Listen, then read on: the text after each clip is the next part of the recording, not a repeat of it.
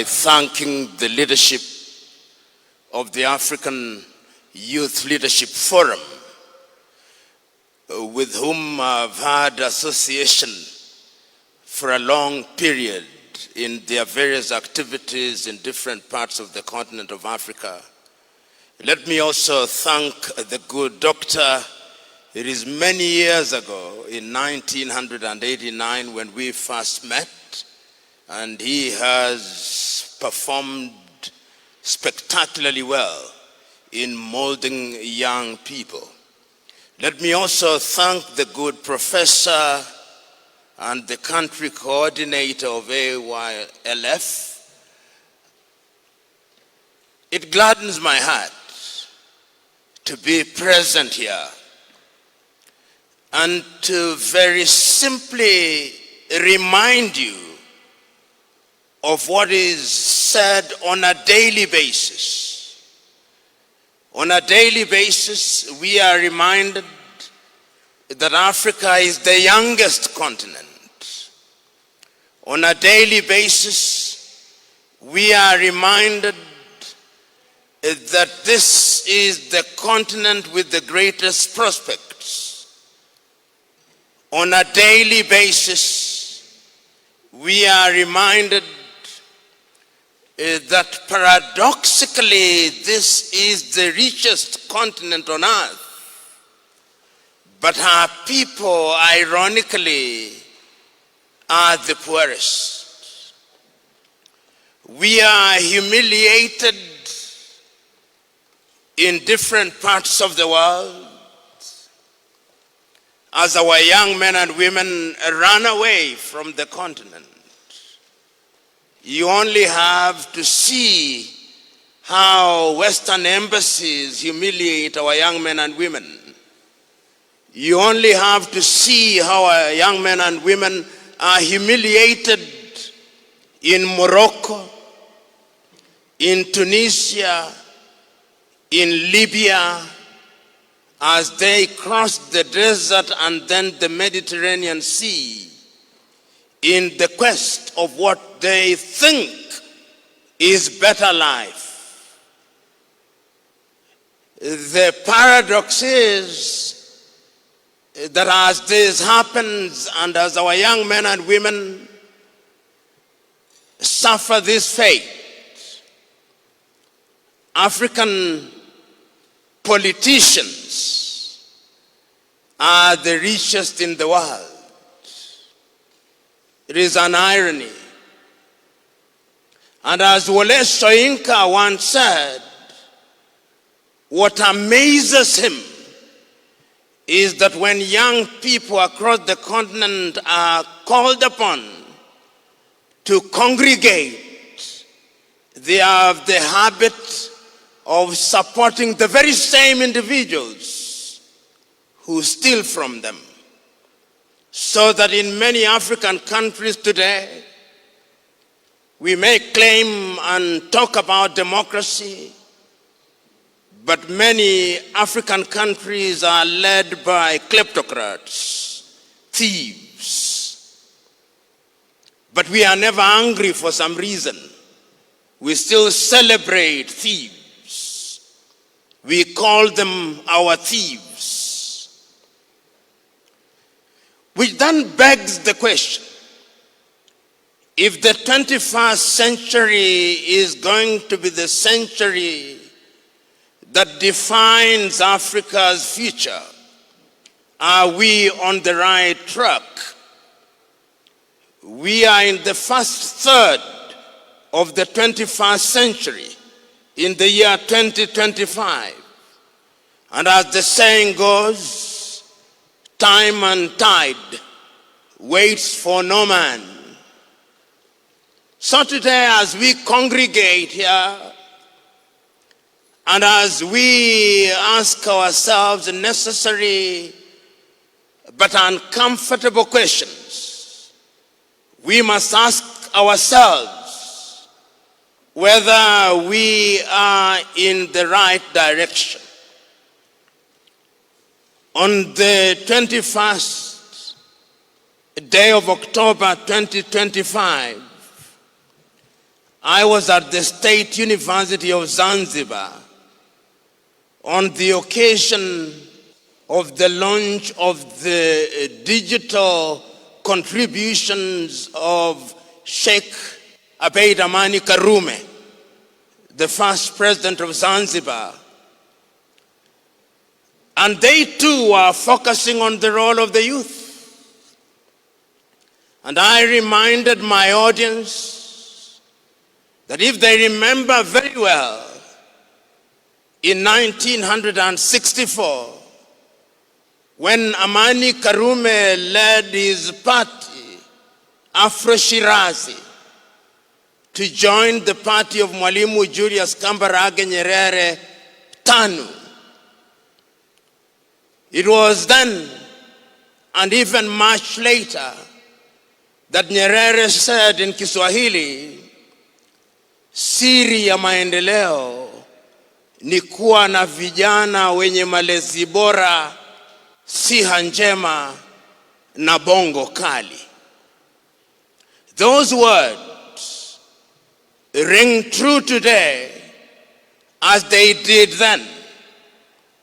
And if you are to permit me, and you are to allow me to take you back to history, and to take you back to the time when young Africans were seeking the independence of their countries from the colonial yoke. They were your age mates. Some of them did not have university education.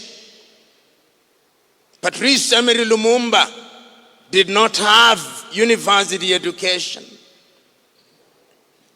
Modibo Keita in Mali did not have university education. Ahmed Sékou Touré in Guinea did not have university education.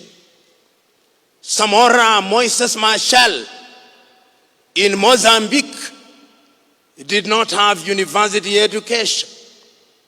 But there were others who had university education. Kwame Nkrumah had, Nyerere had. But that was not their claim to fame. Their claim to fame was that they were sacrificial and that they meant well for their country and they were willing to sacrifice.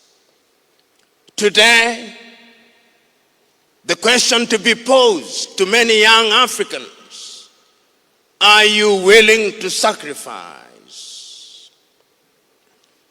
I talked to you at a time when the African continent is convulsing. In fact, one can dare say that it is the best of times in Africa and is the worst of times, if you allow me to borrow and paraphrase that statement from the mayor of Casterbridge. It is the worst of times because when you look at the continent as I speak to you now, the country that we know as Sudan is at war, generating the largest number of internally displaced persons since the World War II. Central African Republic is in trouble. The Democratic Republic of Congo is in trouble. In the Sahel, northern Mali, northern Chad, northern Niger, northern Burkina Faso, Libya, Somalia, parts of Ethiopia, northern Mozambique, northern Nigeria, young men and women do not have the opportunity to realize their potential. southern Cameroons, in Ambazonia. It is all chaos. There are places where young men and women have not gone to school for the last 3 years. And yet Africans are silent. As our young men and women are running away from the continent, young Chinese are coming to the continent. Young Lebanese are coming to the continent.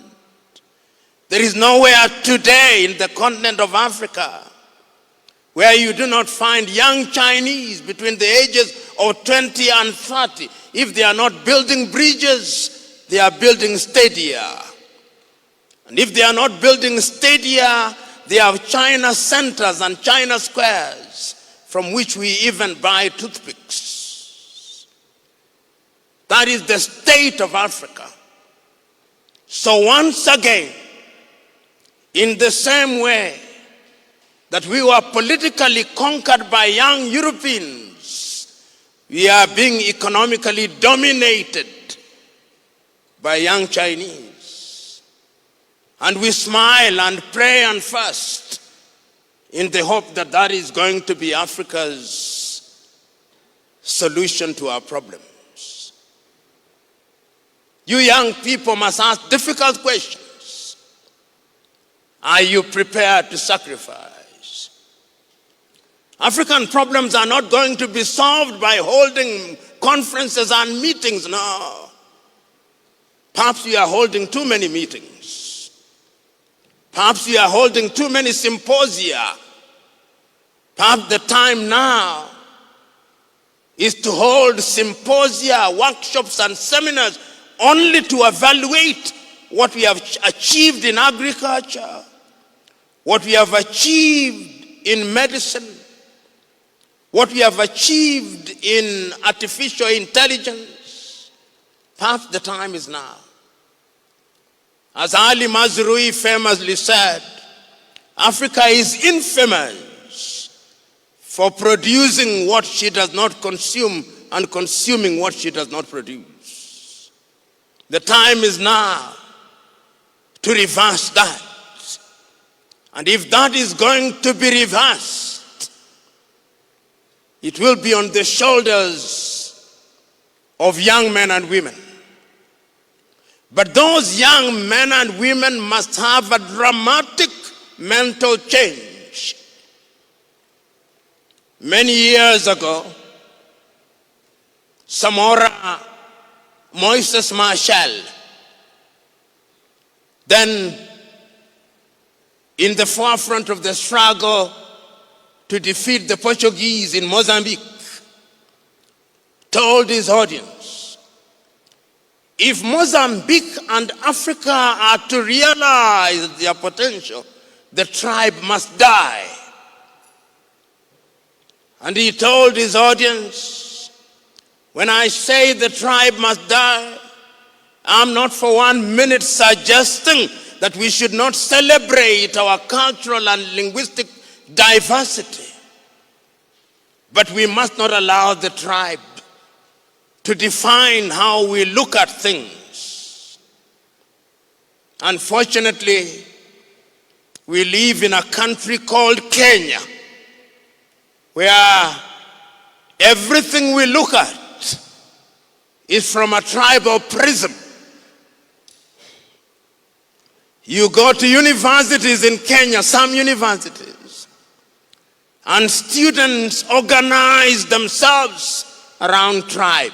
In the 21st century, they have organizations for Kikuyus, for Luos, for Kambas, for Kisis, for Merus, for Embus, for Pokomos. In the 21st century, how primitive can a people be? Until the day that we liberate ourselves from those chains and manacles, we'll never realize our potential. We live in a country today where when a cabinet is constituted, people ask how many from our tribe. When judges are appointed, people ask how many from our tribe. When doctors are appointed and lawyers, we ask how many have graduated from our tribe. Merit is sacrificed at the altar of primitive ethnicity. Koigi Wawa Mwere has written a book which I commend to you, written in the year 2008, Towards Genocide in Kenya, the Curse of Negative Ethnicity. I pray and hope that this assembly of young men and women under the aegis of African youth leadership will exercise the ghost of ethnicity, so that you judge one another on the basis of merit. Nyerere used to say it so very eloquently in Kiswahili. Ukiona mtu yeyote anajikita kwa udini na ukabila, ana hoja. And he went on to say, ikiwa Afrika itaendelea, lazima Waafrika wajifunze kupambanisha hoja, na hoja safi itashinda na itarutubishwa na Afrika itainuka. I pray and hope that this assembly of young men and women here present will not allow themselves to be enticed by the spirit of ethnicity as the basis of making judgments. You know, Africa is begging and asking, where are my young men and women who will serve me? Africa is asking, where are my young men and women who will be doctors in whom we have faith? Where are our young lawyers in whom we have faith? Where are our engineers in whom we have faith? Where are our teachers in whom we have faith? Where are our agriculturalists in whom we have faith? Africa is asking and looking. For the moment, it appears that Africa cannot find those men and women. So that when we have cases as Kenyans, we get lawyers from outside. Our good friend and my kinsman, the late Raila Odinga, may he rest in peace, had to seek medical health in India. And there are many who do so. There are people who can't take their children to high schools in Kenya. They take them to the British system, to the American system. When will we have faith in ourselves? When will we believe that we are not children of a lesser God? When will we stop believing that prayer and fasting alone can do the things that technology needs? Prayer and fasting without action is pure superstition. You young men and women can reverse that reality. Are you prepared? Are you ready? So today, what I'm asking you is to go out there and ask yourself uncomfortable questions. Don't make the claim that you are too young. No. Africans who made great contributions, some of them were younger than you. Solomon Mahlangu in South Africa was younger than you. Tirongo Potse in South Africa was younger than you. Bantu Stephen Biko was younger than you. You are not too young. This is the time to rise up and do that which is good and right. It gladdened my heart when young Kenyans several years ago rose up and spoke the language of the unheard. They were then Christian Gen Zs. Their agenda was torpedoed and hijacked. But after that, we now know how that spirit has spread throughout the world. It spread into Bangladesh. It spread into Nepal. It spread into Sri Lanka. It spread into Madagascar. Young men and women are no longer sitting pretty. They are asking questions. I'm asking you to ask questions and to be organized and to make demands of the men and women that we have entrusted with the trusteeship of our country. Is the great Indian philosopher Raja Gopalachari, who said many years ago, you cannot ignore politics. And it's Socrates who said that man is a political animal, because even the question as to what food is going to be eaten is a political question. And I'm suggesting to you that when the politics of any country stumbles, that country stumbles. And if you doubt me, ask the Sudanese. Just last night, they struck Khartoum. The universities in Sudan are no longer functioning because politics stumbled. You cannot afford the luxury of avoiding what is happening in your country. We cannot allow our very worst to be in positions of political leadership. We'll pay the price. I'm therefore asking you that beyond lamentation, we have lamented for too long. What are you doing? Beyond lamentation, what are you doing in your village? What are you doing in your county? What are you doing in your university? Beyond lamentation.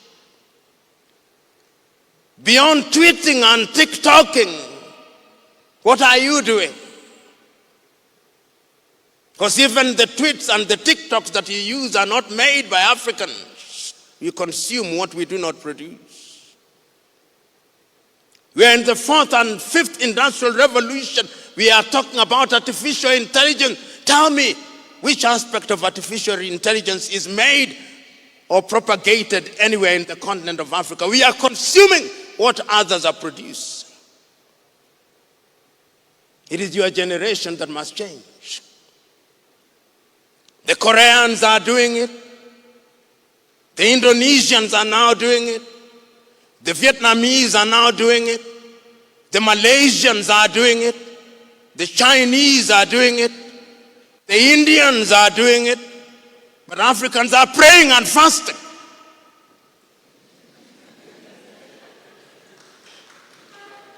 When you drive from Nairobi to Thika, you count the number of things that are called churches, they have run short of names. The time is now for us to think differently. And thinking differently can only happen if good men and women of goodwill also act in concert. And that is why I commend the African Youth Leadership Forum, because you have recognized that you must come together. Swahili wanasema kidole kimoja hakivunji chawa. Nawaambieni sasa ndiyo saa. Waswahili wanasema ukitaka vya uvunguni sharti uiname. Je, mko tayari kuinama? Waswahili wanasema mgaagaa na upwa hali wali mkavu. Mko tayari kugaagaa na upwa? Haya ndio maswali mazito tu. Na ikiwa vijana wa Afrika wataikomboa Afrika, lazima wajishinde. Kwa kuwa wahenga wanasema jishinde ushinde. Je, mmejishinda? Hilo ndilo swali. Na masomo sio vyeti tu, la hash. Masomo ni kuwabadilisheni ili muwe vijana wenye malezi bora, siha njema na bongo kali. Hilo ndilo hoja mama. Na naulizeni, mkitoka hapa, nendeni mkatafakari. Nendeni mkajiulizeni, je, tutaibadilisha Afrika kwa namna gani? Je, tutakuwa katika mstari wa mbele ili Waafrika wasidhulumiwe tena na kuteswa tena na kudharauliwa tena na kunyanyaswa tena na kufadhaishwa tena? Tumedhalalishwa, tumedhulumiwa, tumehangaishwa. Na tusipojihadhari, tutatoka kwenye kile ambacho tunakiita ukoloni mkongwe, tuwe katika ukoloni mamboleo na tuwe katika utumwa mamboleo. Na utumwa huo unaonekana hata hivi sasa. Jihadharini. Kiona mwenzako ananyolewa, kichwa chako kitie maji. Kuna watu ambao wanatunyoa Afrika, wanatunyoa kavu, na mnawashabikia kwa misingi ya kikabila. Mwaka wa 2007 2027 tunaelekea uchaguzini. Ukisoma gazeti za Kenya utafikiria uchaguzi ni wiki kesho. Na watu wananoana kwa misingi ya kikabila.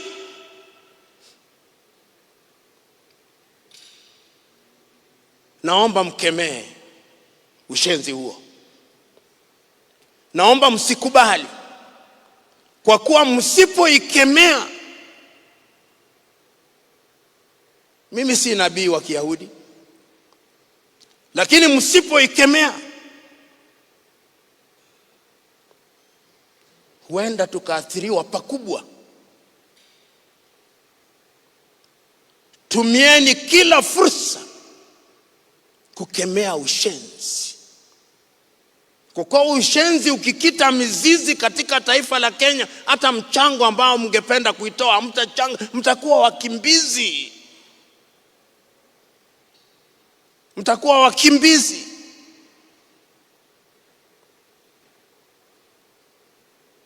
Naombeni, kumbukeni, mtego wa panya huingia waliomo na wasiokuwemo. Sitasema mengi. Pia nimetumia fursa hii kuzungumza lugha ya Kiswahili maksudi tu, kwa kuwa sisi wa Afrika lazima pia tuwe na lugha unganishi, na Kiswahili imetambuliwa sasa kama lugha hiyo. Katika mihadhara na midahalo kama hii, na wahimizeni watoa hoja na mada wazungumze kwa Kiswahili. Tumezungumza Kizungu, Kiingereza na Kifaransa na Kireno na Kihispania na Kiarabu kwa muda mrefu sana. Tuitukuze Kiswahili, kwa kuwa tunajivunia ni lugha yenye asilia ya Kiafrika. Sasa wasomi walio hapa, baada ya miaka 5, ikiwa huwezi kujieleza kwa lugha ya Kiswahili, utakuwa ni msomi mchwara tu. Tuzungumze Kiswahili. Unaona Waarabu wakienda katika mikutano ya kimataifa wanazungumza Kiarabu. Wachina wanazungumza Kichina.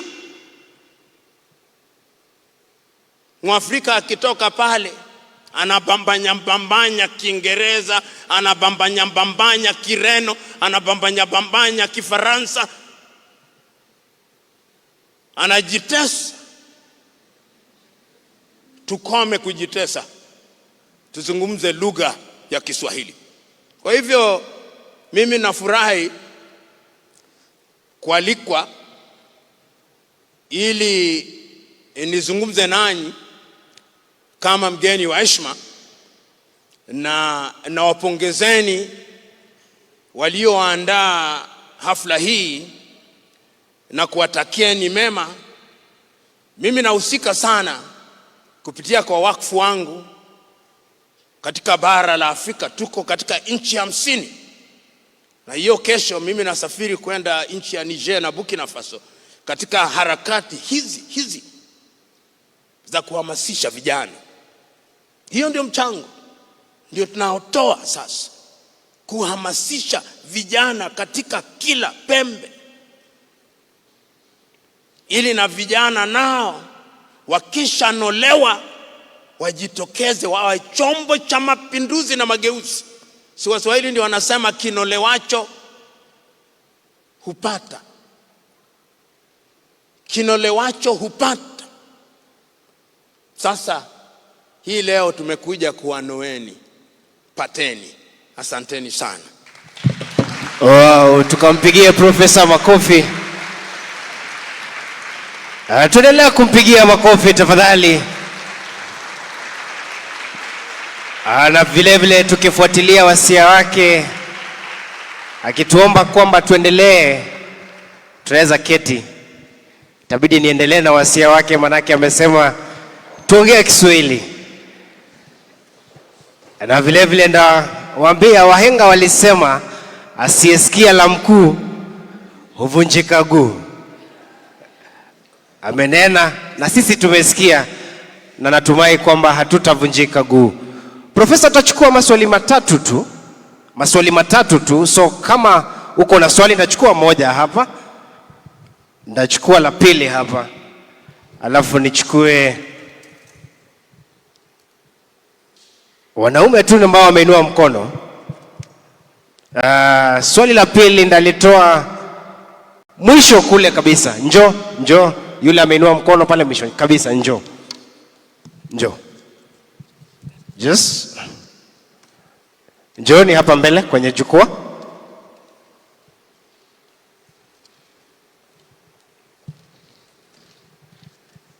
Sijui kama wataweza na wasia wa kuongea Kiswahili, lakini usijivunje koo. Talk to the language that you understand most. Thank you. Asante kwa fursa huu. Ningependa kutumia lugha ya Kimomo mwanzo. Swali hili laweza toka vizuri au vyema zaidi. Asante. I'm Jacob Joseph a Sudanese by nationality, and we often speak of African solutions to African problems, and I strongly agree with that. However, in cases of Sudan and other warring countries within the continent, where should the boundary lie between crafting the truly authentic African solution and pragmatically adopting global best interests without falling into the trap of either technological neo-colonialism or counterproductive isolation? Thank you. Asante sana kwa kufuata nyayo za mgeni wetu. Mimi nitazungumza kwa Kiswahili. Waafrika wanaweza fanya nini ili kuthibitisha kuingiliwa kwa kigeni? Asante sana. Waafrika kuingiliwa kwa kigeni.